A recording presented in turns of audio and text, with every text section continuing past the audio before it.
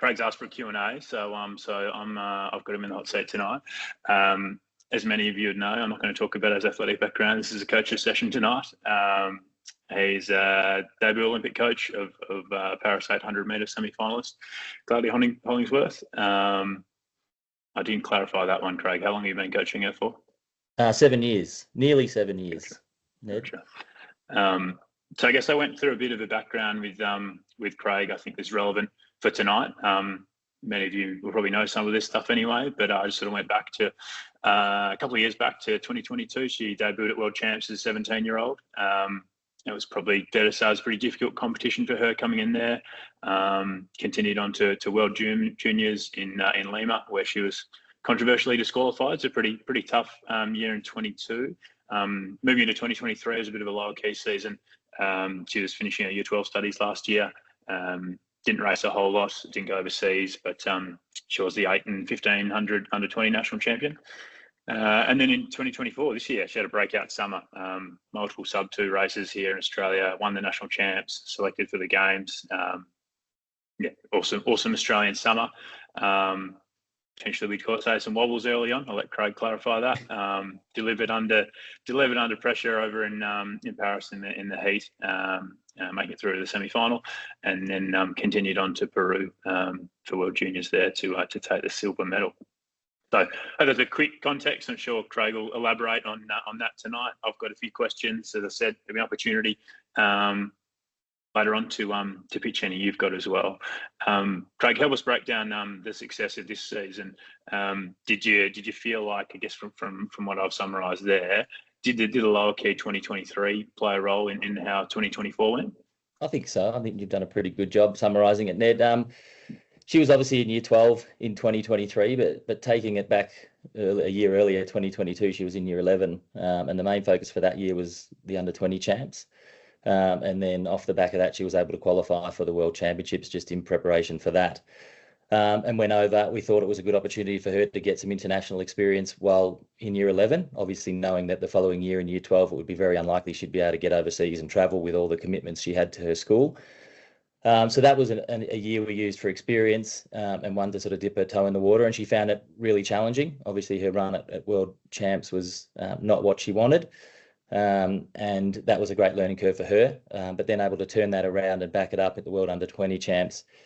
Albeit the result wasn't great with the disqualification, she was in good shape and she was ready to compete, we thought, for a medal, but unfortunately didn't get that opportunity. But I think what that did was set us up this year, knowing what we did then 2 years ago to what we needed to do this year in terms of making sure she was good over the Australian summer, but then right at the right time of the year, backing up for the World Under 20 Champs. And we took a similar approach this past domestic season, 23-24 domestic season, in the focus was to qualify for World Under 20s and to get ready for that, knowing that it was 3 or 4 weeks or thereabouts after the Olympics, but trying to take the pressure off her, obviously off the back end of Year 12.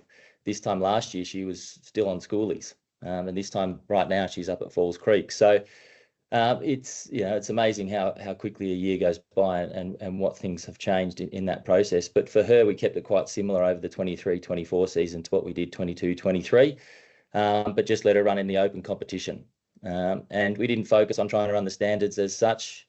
We just focused on letting her learn to race, learn to experience the competition, knowing full well that if she was fit and healthy, that she'd run quick. Her race in Melbourne when she broke 2 minutes for the first time was a huge breakthrough for her. I think she actually said after that, it was probably 3 or 4 years since she'd run an 800 PB, just purely because of timing. And with young females, young women athletes in particular, they can go through a bit of a stale period or a quieter period. So for her to come out of the back end of Year 12 and run a PB in the first major meet for her in the summer was fantastic. And that really just got the ball rolling for her over the summer, and her confidence grew. And then obviously internationals, she expected to win, and she delivered really well. She ran great, and had a fantastic result there, and was picked for the Olympics. So I think without focusing on the Olympics, that helped her emotionally and mentally to just relax into what she needed to do and focus on getting fit and getting stronger and continuing to build towards the World Under 20s. Does that be a fairly key factor there, getting that winning the national champs, as you say, coming into domestic season with confidence there, and then being selected for the Olympic team in April? fair to say that's a ticket that I think, actually, I did speak to one coach who felt it could be a bit of a curse as well. Yeah. But do you feel like Yeah. that was a blessing in that situation? I mean, you're never going to avoid Australian selection, but does that help you think shape up the so. rest of the season? Yeah.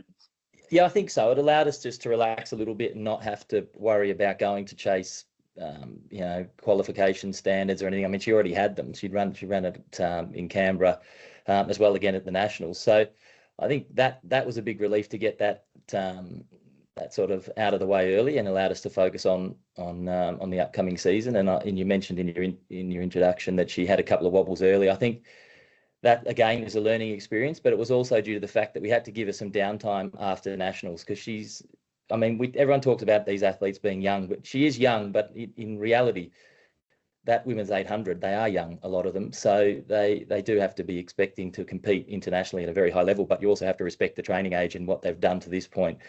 And she needed a really big down period post the Nationals, which she had. So she went away, she had time with family and friends, and then bringing her back up again through June, July was a little bit like the start of the domestic season. You have to sort of start with the races and work your way into it, and then ultimately prepare them for what was the Olympic Games later on in July, or July, August. So she, those wobbles were not unexpected, but there were a few signs that we needed to address.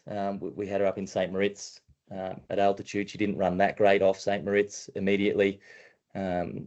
And, I've experienced that myself as an athlete. It can be a difficult place to come directly down and race well. You need a couple of weeks. And as it turned out, that was the case for her as well. So in terms of the double peaking, if you like, I think we weren't far off the mark in terms of getting her ready for Nationals and then again for the Olympics. But then the challenge is, what do you do for the next 4 weeks to keep her going through to the under-20s, both emotionally and physically?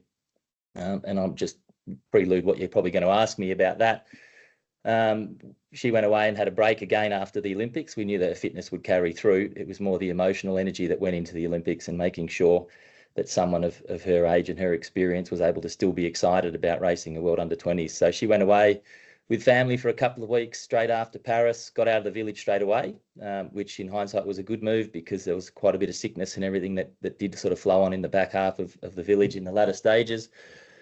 And then she went over and joined the World Under-20 team. Like the rest of the crew, she got in there pretty early and just enjoyed being one of the leaders of that team with her peers at the right age group for her. And she ran really well. I think, to be honest, her race at the World Under-20s, I flew over and watched it. Her heat, I didn't see the heat. I saw the semi. I got there on the day of her semi. She, to me, looked a bit tired in the semi.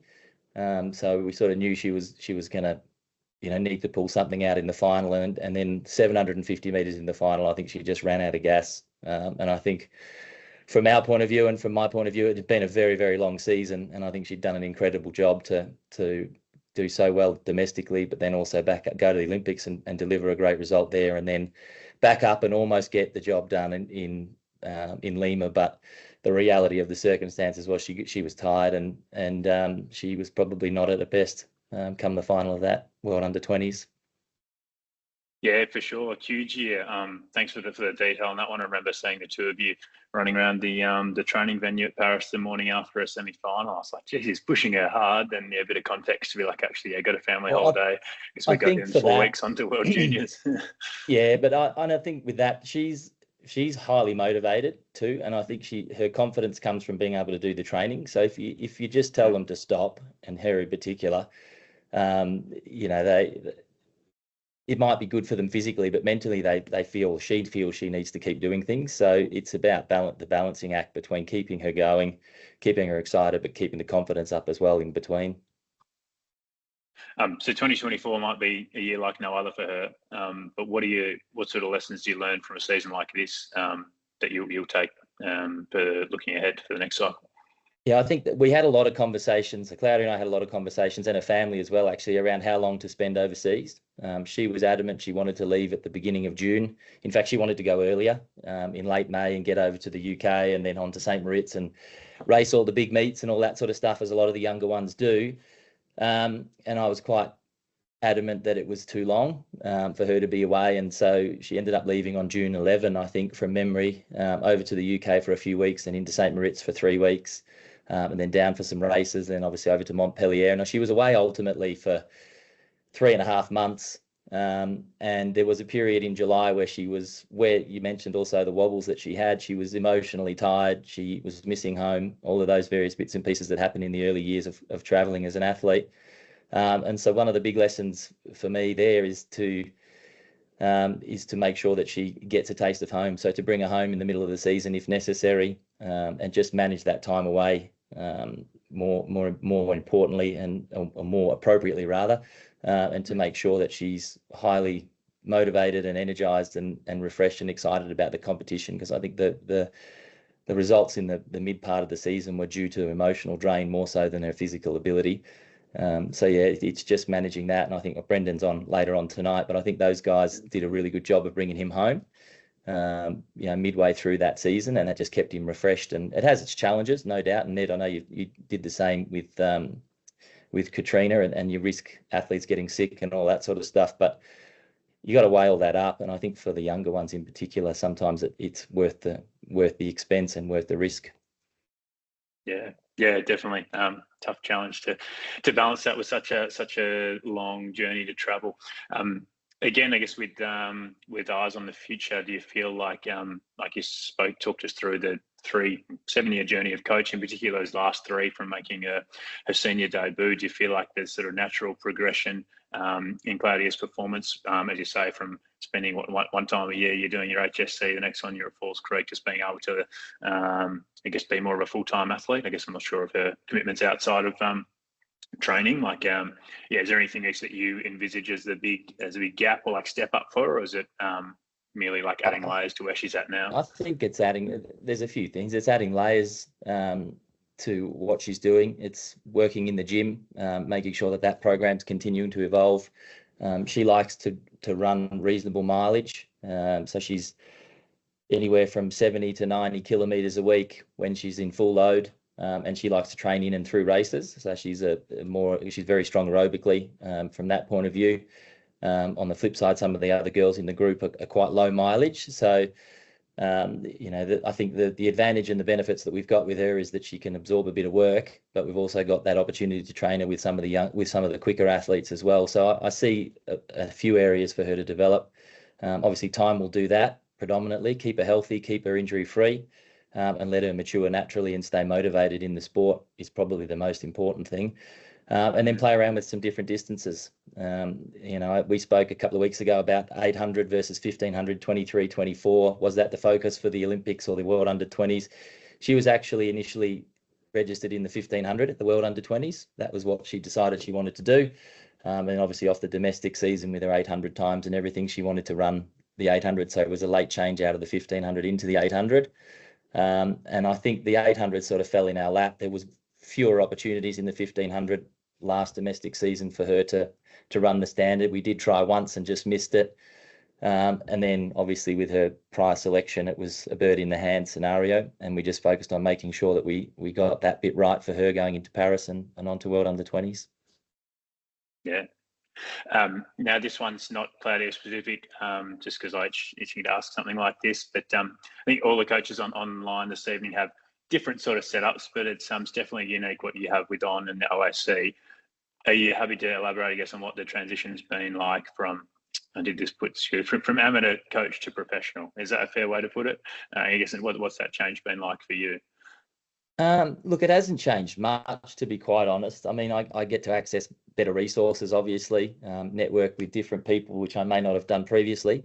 But probably what a lot of people don't know is I've been coaching for nearly 15 years. In 2012, I started to wind back my running career and actually started coaching some of the athletes that I was training at the time, guys like Zach Newman and a few others that were, state and some subnational level athletes, and started to cut my teeth there. And we've been working in the school space for 13 years, coaching groups of school athletes and young athletes. And I think it's imperative and fundamentally important for our coaches to actually get in on the ground level and learn coaching the juniors and the younger athletes and the less experienced ones to gain that experience that you need to work on the relationships that are required to have good, positive performances and outcomes with your senior athletes when you get them to that level.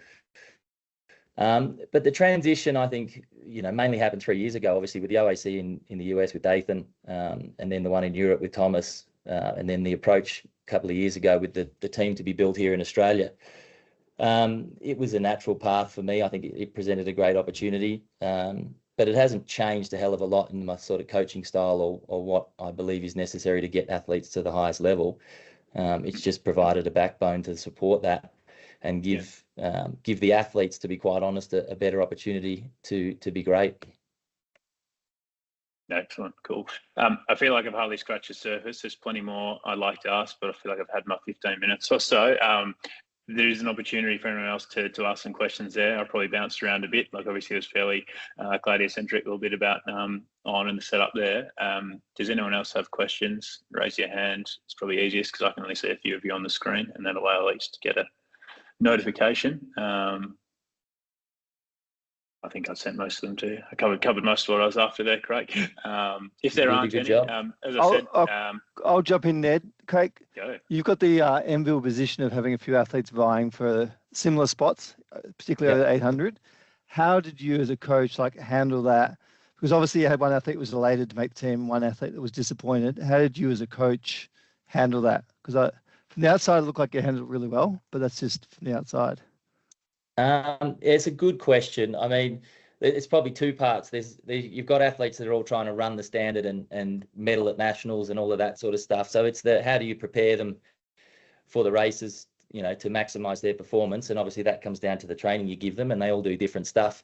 But also comes down a little bit to strategy and what you tell to each of the athletes before they go out and race. And I'm open with the girls in particular, which is who we're sort of referring to here. I sat them all down at the start of the season and just put it on the table and said, listen, you're all going to be fighting for the same spot. I'm going to be giving you all different training to get you the best possible, I'll give you the best possible chance to do it. But I'll also, in races, I've got to speak to you all individually and give you race plans and strategies that are going to work to your strengths. And they all knew that. And I think honesty and transparency is the key to all of this, and the relationships you build and the trust you build with the athletes. So they know I'm giving every one of them the best possible chance to achieve what they want to do in the sport, and I'm open and honest with them in how I go about it. The second part of that is obviously Claudia got selected and Ben Deary didn't. And there were a couple of others that were, that had missed out for various reasons. Ben Deary was actually at St. Moritz staying with Claudia and a few others at the time when she found out she wasn't selected. And to her credit, she said, I'm not in the best space at the moment to be here, so I'm going to leave and go and have a few weeks off, because she didn't want to interrupt Claudia's preparations for the Olympics, and she didn't want to be a downer on the team. So again, I think it all comes back to that team mentality, the camaraderie they have, the respect they have for each other, and the honesty that everyone's prepared to have in the conversation. And B went off and had a few weeks doing whatever she does, and then came back and was able to run 1:59 again in Japan off her own back. She was actually due to come straight home, but she rang me and said, you know what, I'm ready to come back. I want to go and perform well. And she did. She flew straight into Japan and ran 1:59. So yeah, I think it's, if you set it up right in the beginning and you have the good relationships and the athletes all get on, I think they can work through that stuff and you can work through it together.